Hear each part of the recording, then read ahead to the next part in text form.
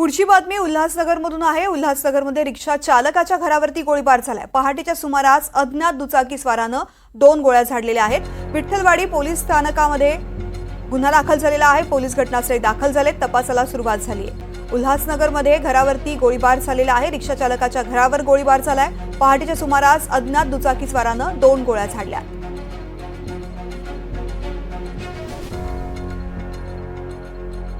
Vitthalwadi police यांच्या हद्दीमध्ये मानेरगाव या ठिकाणी स्थानिक रहिवासी प्रमोद भोईर हे रिक्षा चालवतात। यांच्या घरावरती आज 18 ऑगस्ट रोजी पहाटे 4:30 वाजता सुमारास अज्ञात व्यक्तीने दरवाजावरती आणि खिडकीवरती फायर केलेला आहे। अग्निशस्त्रातून कोणत्या तरी 2 बुलेट फायर झालेले आहेत।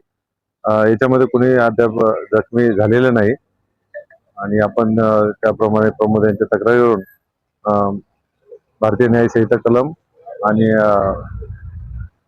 भारतीय हत्यार कायदा या दोन्ही कायद्यानुसार गुन्हा दाखल करून अधिक तपास करत आहोत।